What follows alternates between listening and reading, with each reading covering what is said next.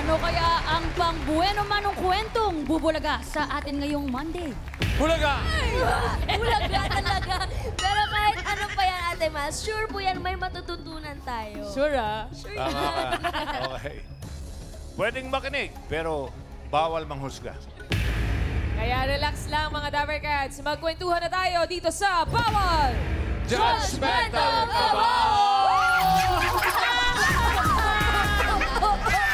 Sana natin, birthday boy. Let's go. Okay. Okay. At sa mga Dabber Cats na gustong mag-audition bilang player dito sa Bawal Judgmental Ka Ba, mag-send lang kayo ng audition video at details nyo sa bawal.eatbulaga@gmail.com. Ayan po ang mga details sa screen na kailangan nyong gawin, Dabber Cats. Kilalanin na natin ang mga kasama nating kumilatis. Ang ating judge for today, Team Studio. Boy, isang elementary school teacher, Dabber Cats, pasok. Diyos marhay na aldaw mga Dabber Cats. Ako si Cliff Kevin Alberto at naniniwala sa kasabihang ang taong madiskarte at may tiyaga, malayo ang mararating sa buhay. Magandang hapon po. Tulad mo, nakarating ka ng Mandaluyong. Halika rito, Cliff. Halika Cliff. Opo, Teacher Cliff. Yes po, bossing. Anong tinuturo mo? Nagtuturo po ako ng isa po akong teacher sa Comembo Elementary School po. Grade 3 po ang aking tinuturuan. Okay. Apo. So, kamusta naman ang mga estudyante? Ayun naman po, masaya po sila. Masaya. Opo, masaya po at natututo ang mga bata po. Very good. Yes po. Yung Cliff Meron- na pangalan mo, paano nangyari? Hindi ko po alam sa tatay ko, pero para kasi po yung panganay po namin, Kirk Cliff. Puro kay Kay. Opo, lahat po may K. So parang ganun po. Walang Alan Kay. Ay, wala Ako, po. buti na lang. Buti na lang. Okay, tanong judgmental ka ba? Mga teacher ba judgmental? Yes po naman, bossing. Kailangan po yan. Kailangan pong magaling kumilatis, lalong-lalo po ang mga teachers po. Okay. Pagkilatis sa tamang paraan. Yes po, bossing. naman masama Kailangan eh. po yan. Okay. May bibigay si pang tuition Hawakan fee mo mo. ang 30,000 na tuition fee. Cliff. Cliff, isang tanong lang tayo ngayon ha. Galingan mo sa pagsagot dahil pag nagkamali ka, minus 20,000. Boy, malaki yan. Okay, Alagaan mo simulan na yung natin. 30,000 mo. Cliff, yan na rin ang nickname mo. Sa pamilya po, ang tawag po sa akin, Ken. Keng. Ken. Keng. Ken po, Ken. Parang si Ken. Barbie. Opo. Okay. Okay, simulan na natin ang round number 1. Talasan ang pakiramdam dahil ito na ang mga kasama nating magdadala sa iyo ng swerte. Dabber Gods, pasok.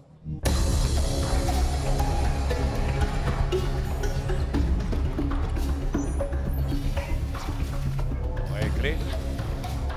Ayun na sila. Hello, Dabber Cats. Good afternoon. Ako po si Leonie from Pasig at naniniwala sa kasabihang kapag may tiyaga, may nilaga. Ganda. Hello, Dabber Cats.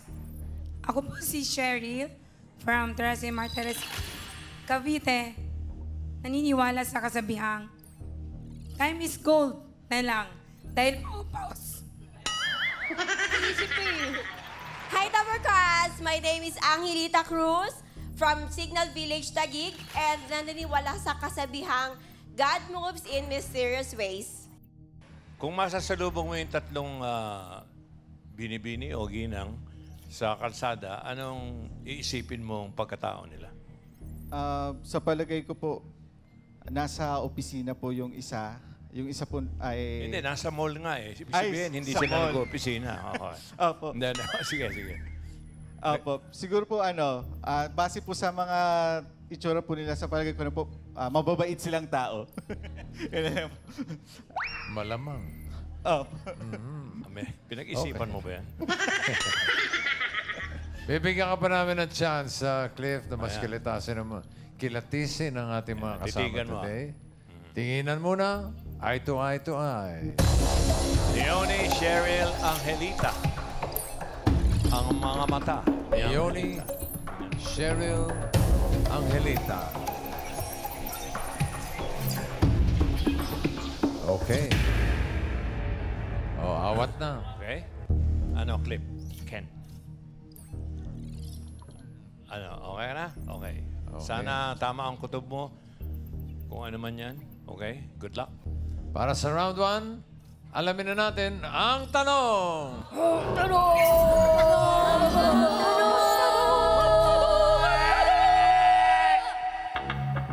Sino?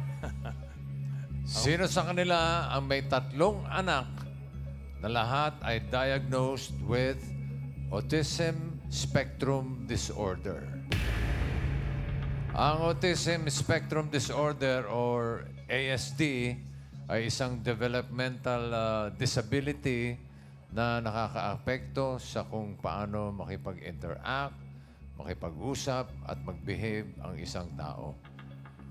Ken o Cliff, narito ang mga pagpipilian mo. Narito uli sila. Nandyan po si Naomi. Naomi, At pwede rin po si Cheryl. Cheryl, At pwede rin po si Nanay Angelita. You have 10 seconds to decide. Timer starts now. Sa palagay ko po, si Nanay Angelita po. Si Nanay Angelita. Apo.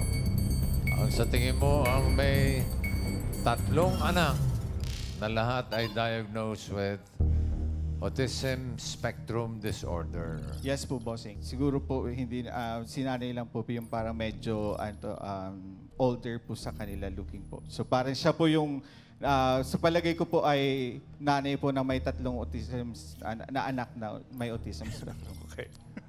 Okay. Is that your final judgment? You know, Yes po, bossing. Si Nanay Angelita po. Final judgment, lock.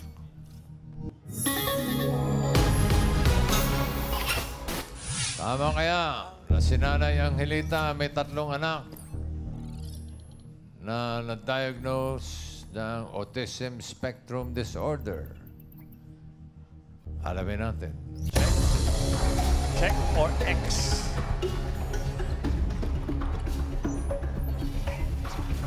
Oh, no! Mali! Mali! Ano, Cliff? Ayan, mahirap. Ayan.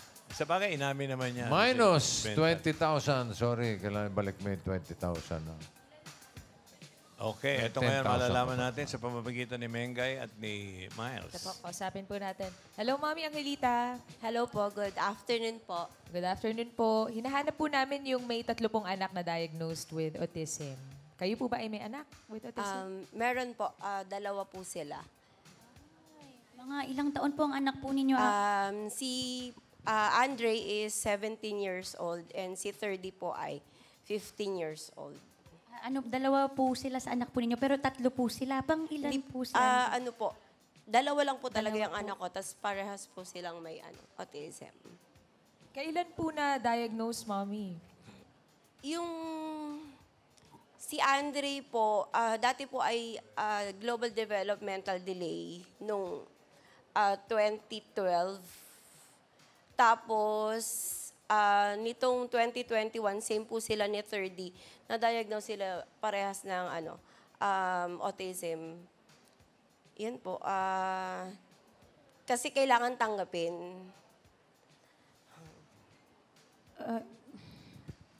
Yun nga po, Mami Angelita, kasi po, pag ganyan, kumbaga sa mga parents mismo, nasa in denial stage po sila, paano po kayo umabot sa point, Mami Angelita, na natanggap nyo na po? Sa akin naman po, yung kay Andre pa lang, tinanggap ko na po. Kasi kapag po hindi mo tinanggap, yung pasok ng blessings, hindi ganun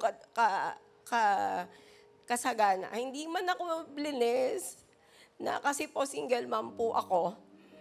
And actually po kasi na-stroke po ako last March 21 lang kasi yung pinagdaanan ko po kay 30, nagkaroon po siya ng seizure. Tapos yung gamot po na pinainom sa kanya, nagkaroon po ng side effect. Nananakit po siya. Tapos, nagwawala hanggang hanggang sa nitong year, kailangan ko po siyang ipasok sa National Center for Mental Health. Nag-birthday po ako na nandun siya. Tapos po, 1 week lang po siya doon. Binalabas. Binaranggay na po kasi ako ng mga kapitbahay namin kasi hindi na raw po sila safe. Kay 30, lagi nila kasi binubuli. Si 30 po kasi pag nagwala, sobra, hindi ko, yung pag nagwala po siya, magbabasag ng bote, mananakit, tas hanggang sa dumating yung time po na hindi ko na alam anong gagawin ko kasi pinapa-check up naman po siya, nagagamot naman po siya, pero kahit gano'n, ano pa rin, nananakit pa rin siya. Lumipat po kami ng bahay kasi ang gusto po nung mga kapitbahay namin, ipasok ko si 30 sa National Mental. Hindi nga siya tinatanggap doon kasi iba po yung sakit niya, iba yung pinagdadaanan niya. Lalo lang daw siyang lalala doon, sabi ng doktor, kasi hindi naman siya sa yung isip, meron siyang seizure na ang effect nga po yung nananakit. Ayun po, ngayon po, nangungupahan po kami para po ma-lessen yung pagwawala ni 30. Salamat po kay Lord kasi binigyan po ako nung kaibigan ko na doktor, si Dr. Lerma Bernales. Ma'am Lerma, ikaw po yung naging way para po makapagtrabaho kami, para po mabuhay kami ng mga bata. Ikaw rin po yung way. Minsan po nagpapadala pa po siya ng pagkain namin kasi nga po yung sweldo ko hindi po sumasapat dun sa sinisweldo ko kasi nangangupahan po ako. Pero marunong si Lord. Nung tinanggap ko po, nung lagi lang po ako nagpapasalamat sa blessing. Kahit hindi ko pa natatanggap, nagpapasalamat na po ako. Kasi yun po yung way ko para sabihin kay Lord na, Lord, kahit pa wala yung, hindi pa dumarating yung blessing, tinatanggap ko na. Ayun po ngayon, okay na naman po si 30. Nga lang po, minsan po may mga episodes pa siya. Mami, ramdam po namin yung hirap po at bigat po bilang isang single parent po ng 2 diagnosed with autism. Pero meron po ba kayo, Mami, na kasama po sa pagpapalaki po sa mga anak po or katulong po? Meron po tumutulong sa amin. Hindi nga po namin sila kamag-anak, pero sila po yung tumutulong sa amin. Kasi yung tatay ng mga bata, may kinakasama na pong iba. Tapos hindi naman siya nagsusuporta. Kaya, yun po, kung sino yung, minsan po may mga dumarating na bigla na lang mag-chat sa akin na, Angie, anong Gcash mo? Kasi may bigay kami sa mga bata. Kung, parang, kung sino pa yung hindi niya namin kamag-anak, yun pa po yung laging binibigay ni Lord para mabuhay po kami. Hindi ko po binabaliwala yung tulong ng nanay ko, pero po kasi tumiwalay lang nga po ako sa kanila at sa mga kapatid ko. Kaya po yung mga ibang tao po yung tumutulong. Ano po ang trabaho niyo, Nay? Ngayon po, admin staff po ako sa school ni Dr. Lerma Bernales. Ako po yung tumatanggap ng mga sa therapy. Mm-hmm. Ito rin po yung doktor ng mga anak ninyo? Hindi po. Hindi, Po iba. siya? SPED diagnostician. May school po siya na school na para sa mga special child. Yun po yung niya. Yung panganay niyo, kamusta naman ngayon? Kasama ko po siya. Nandyan po Nandyan? siya. Si Andre po kasi, siya, madaldal. talented na din po.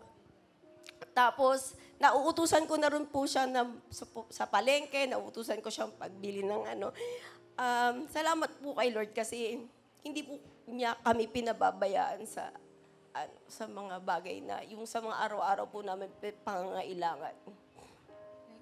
Kamusta po, Mami, yung pag-aaral po ni 30? Nag-aaral po ba si 30? Si 30 po, si Andre, nasa SPED non-graded po siya. Si Dr. Lerma po ang teacher niya. Tapos si 30 po, kasi dahil nga nananakit, pinahinto ko po muna. Minsan po, pag gusto niyang pumasok, papapasukan ko po, pero one or 2 hours lang. Opo. Tapos si Andre, yun po yung yung shift po niya ay 6 a.m. Dapat 6 a.m. to 8 a.m. lang siya, pero i-stay siya sa school hanggang 12 para po mag-assist po kay Ma'am Lerma. Wala bang treatment, Mami, na sinabi po yung doktor para po kay 30? Tulad po ng sabi niyo po kasi... Kung ngayon po, nag-aano po siya, carbamazepine, yung Tegretol po, at saka yung Risperidone, yun po yung gamot niya ngayon. Nakakatulong naman po. Basta hindi na po siya kagaya ng dati na sinasaktan ako, binubugbog. Talagang yung kagat ko po, talagang sobrang, ayan po, may mga bakas pa po ako ng kagat. Tas kapag po siya nagwala, susuntukin niya po yung ulo ko. Basta po, as in, sinasabi ko na lang, Lord, ikaw na po yung bahala.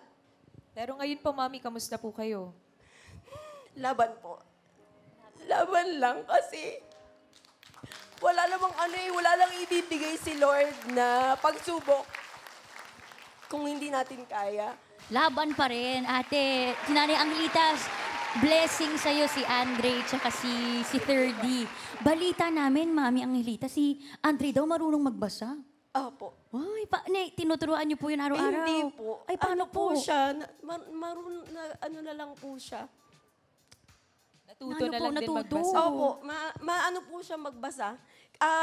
Sa katunayan po, may sinend po ako kay Sir Robby na video na siya po yung nag-a-assist. May video po? Apo. Sir Ruby, nakuha ba yung video? May video po ba? Pwede po ba makita yan? Ito, mga Dapper Cats, panoorin natin. Patingin.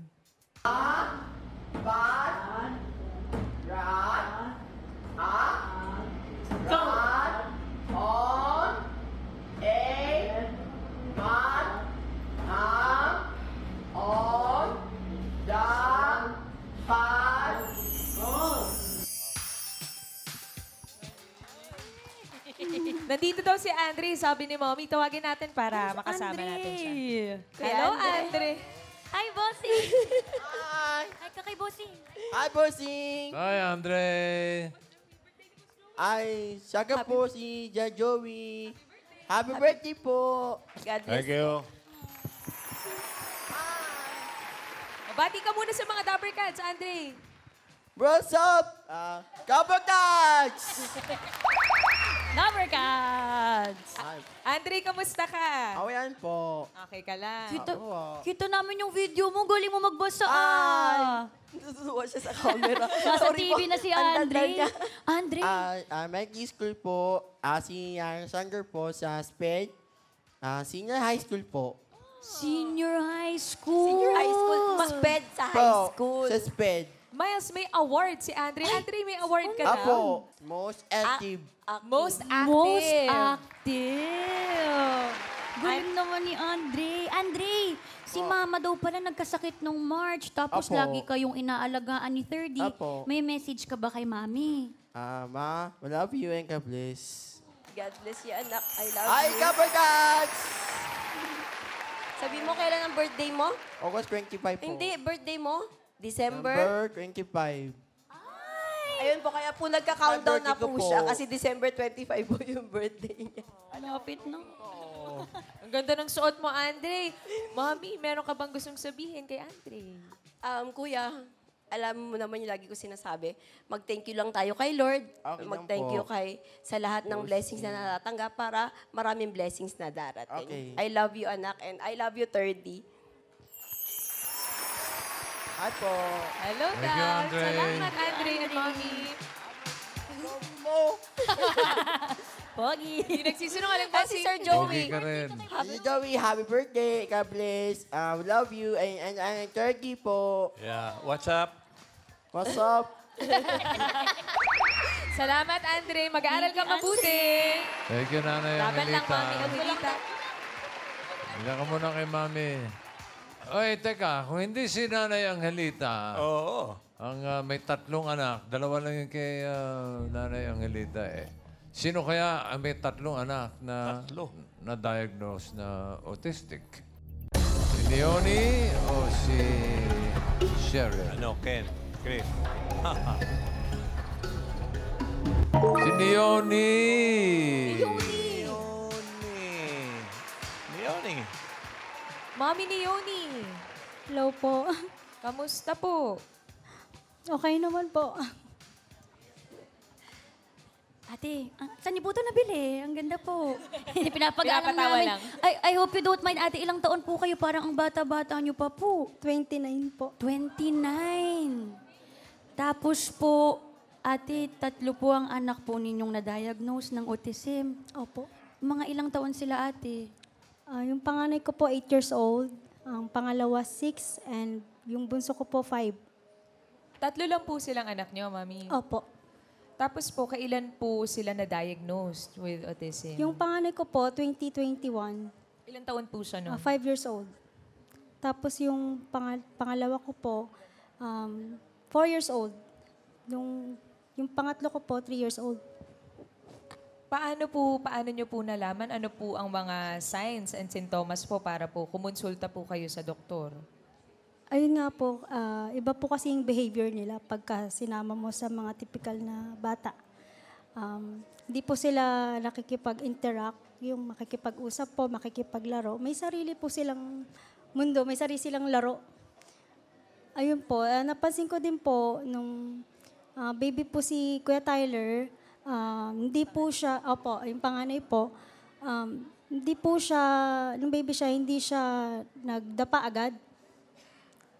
Tsaka late po yung lakad niya, 1-year-old and a half na po siya nakatayo. Tapos mga 2 years old na po siya nakalakad. Late po yung gross motor niya po. Ate, sabi niyo po yung panganay niyo po, 5 years old na nung na-diagnose. Yung mga susunod niyo pong anak, ate, ano pong naging proseso ninyo para, kumbaga, maidala niyo rin sila sa doktor at ipacheck din po sila? Ayun, kasi po late ang speech din po nila. Hindi po sila nagsasalita. Puro babbling. Puro baba, tata, ganun po. Tapos yun nga, 2 years old na, 3 years old, hindi pa nagsasalita. Tapos may mga sign din po kasi talaga yung nagla-line up, tapos yung ikot ng ikot, tapos walang eye contact. Mahirap tawagin sa pangalan. Pag tinatawag mo, hindi lumilingon. Ayun po, inano ko na rin po agad. Pinila ko na po agad sila sa developmental, sa hospital po. Ngayon po, iba-iba yung behavior ng 3 niyo pong anak. Opo. Yung panganay ko po, hindi naman po masyadong hyper. Yung panganay ko po. Ano lang po siya, lakad-lakad lang po siyang ganyan. Back and forth pacing po. Tapos tap, yung nagtatap, mahilig po siya magtap ng mga, lalo-lalo po yung electric fan. Favorite niya po yung electric fan, tsaka TV. Tapos po, yung pangalawa ko po, mahilig po siya magnuya ng damit, tas kahit anong laruan, lahat nasa bibig. Ayun po, tapos mahilig din po siya mag-line ng mga toys. Tapos mahilig po siya, gusto niya iniipon din yung mga toys, tapos ihuhulog niya. Gusto niya yung tunog ng mga nauhulog. Ganun po. Hindi po sila marunong maglaro ng talagang, yung mga laruan ng paano laruin. Hindi po ganun yung laro nila. Tapos yung pangatlo ko po, ayun po yung talagang nakaka-challenge po talaga ngayon sa akin. Kasi po, hyper po siya, hindi po siya nauupo. Mahilig po siya mag-akyat-akyat kahit gaano kataas yan, basta may maapakan, mahawakan siya. Iaakyat po siya. Tapos hilig pong umikot ng umikot, magtalon, walang tigil, parang hindi napapagod. Ayun po. Hindi napapagod yung mga anak. Kayo po, Mami, kamusta po ang maging magulang po ng 3 bata na diagnosed with autism? Napaka-challenging po talaga. Kasi 3 po ito eh. Isa pa nga lang po, ang hirap-hirap na. So, ang nagdadasal na lang po ako lagi na bigyan pa ako ni Lord ng lakas at mahabang pasensya po para sa mga anak ko. At kailangan lang po talaga lumaban eh. Tanggapin po yung sitwasyon, yung kondisyon nila. Kasi kapag tanggap mo, maluwag na yung dibdib mo eh. Diba? Parang okay na, ang gagawin na lang, gawa ng paraan para maging okay sila. In the future po, ihahanda sila parang, kaya po kailangan po ng therapy po talaga. Malaking tulong Nagte-therapy po. na sila. Opo, once a week po sa OT, tsaka po sa Abatig, once a week lang po kasi may kamahalan po talaga. Mahal po talaga yung therapy nila. Opo. Kamusta naman yung epekto ng therapy? Ayun po, talagang may effective po talaga ang therapy. Kasi po yung kuya ko, yan po si Kuya Tyler, kahit pa paano po may words na po siya, may sentence na po siya. Ayan po, ayan po si Kuya. Yung panganay. Opo. Mami, ano yung pinaka-challenging sa pagiging magulang po? Lahat. Lahat. Sa ultimo, sa pag-short nila eh, sa pagdadamit. Challenging po talaga. Papasuot mo sa kanila, hindi po nila masuot ng tama, maano. Sa pagdadamit pa lang po, doon pa lang po, challenging na eh. Sa pag-CR nila, pag di pa po sila kasi nagsasalita, di pa po sila nakakapagsabi na ano sila, napupupo, nawiwiwi. Yung dalawa ko po, ganun. Yung pero si Kuya Tyler nakakapagsabi na po siya. Ayun po. Si Mr. mo ba yung kanina? Opo, ayan po. Opo. Ano pangalan ni Mr.? Si Rex Steven po. Rex Si Rex? Steven. Ano po, bossing? Ay, Rex? Rex Opo, ba? opo. Oo. Bata pa ito. Ilan taon ka na? 29 po. 29. Magkasing edad sila. Opo. So, kamusta ka naman? Okay naman po. Mahirap po, pero kinakaya. Bilang padre de familia po. Ang importante rin yung matanggap mo sitwasyon Opo. para mas lalo niyong kayanin, di ba? Opo. Daddy Tyler, paano niyo po sinusuportahan ng isa't isa ni Neoni? Daddy Rex. Ayun nga po, tulong po kami sa mga bata, sa mga gawaing bahay, sa mga pag-alaga po sa kanila, bawat therapy, sinasamahan. May trabaho ka, Rex? Opo. Ano trabaho? BPO po, back office. Okay. Ikaw po, Ate Neoni, anong trabaho niyo po? Wala po, sa bahay lang po talaga ako kasi kailangan po talagang tutok ng mga bata. Hindi po sila pwedeng lingatan eh. Malingat ka lang po, may nangyari na. Naglaro na sa banyo, nandun na sa likod, naglaro ng tubig, nakataas na. Yung 24 oras dapat talaga Opo, minsan nga nakatutok. po, hindi na ako nauupo eh. Nintay ko na lang po mag-akyat-akyat, bababa. Kasi ang hirap po, nakaupo ka, tayo ka na tayo kasi kukunin mo siya. Grabe ang saludo kami sa iyo, Ate Neoni, pero Salamat po. sigurado kami na lagi mong tinatatagan. Ano Opo, bang kailangan po. sa pagmamahal mo sa mga anak mo, ano bang pangarap mo sa kanilang tatlo, Ate? Sa ngayon po, ang pangarap ko makapagsalita po yung dalawa ko. Para po masabi nila yung kung anong gusto po nila, yung masakit sa kanila kasi yun po yung di nila masabi kung nasugatan sila, kung anong nangyari. Ayun po, yung masabi po nila yung gusto nila, yung ayaw nila. Kasi talagang puro wala pang words eh, wala pang ano eh, yung dalawa. Yun po yung pangarap ko sa kanila ngayon. Naway, in the future po, naway kahit po konti-konti po yung progress, okay lang po kahit mabagal yung progress, basta nagpo-progress po sila. Yun po. Meron ba kayo may papayo, Mommy, doon po sa mga magulang na nasa same situation po as you? Mapapayo ko po eh, talaga pong sobrang challenging po yung pinagdadaanan po natin, pero wag po natin hayaan na matalo po tayo nito. At maging malakas po tayo at maging positibo.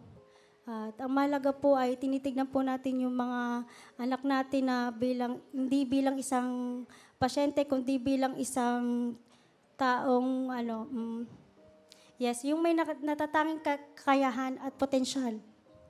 Yun po. At bigay po sa atin bigay po sila sa atin ni Lord. Kung di po natin kaya, hindi po ibibigay po sa atin ni Lord to.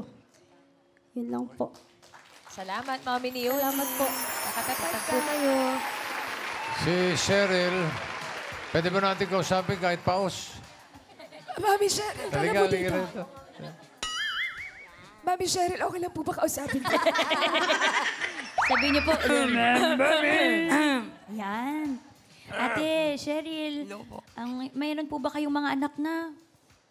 Opo. Ilan po ang anak niya, 3 ate? po. 3 po, pero ang hinahanap po kasi natin, ilan po sa kanila yung na-diagnose ng autism, ate? 2 po. 2. So, pang ilan po sa 3 anak niyo po? Panganay ko po. Tsaka bunso. Panganay at bunso. Panganay. Ilan taon na po yung panganay niyo po, Mami? 14 po siya ngayon. Tapos yung bunso ko po ay 7. Mami, yung mga anak niyo po ba, tulad po ng na-share din po ni Mami Angelita, nakakaranas po ba ng bullying po yung mga anak niyo? Subukan lang nila.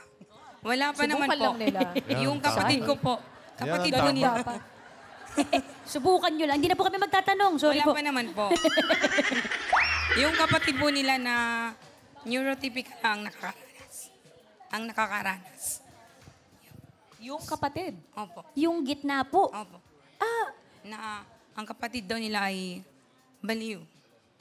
Ay, teka lang po, ilang taon po ba si Macy, ate? 9 po. 9 years old, tapos Yes po. sinasabihan po ng ganun.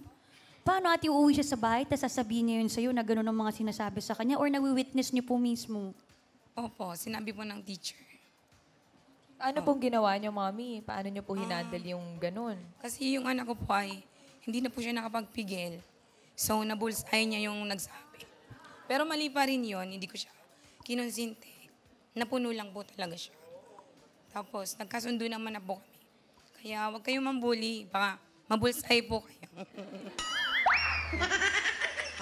Mami, napag-usapan po namin yung mga challenges po and struggles po ng mga magulang na merong anak na diagnosed with autism. Ang tanong naman po namin sa inyo, ano naman po yung pinaka-rewarding po? Pinaka-rewarding po.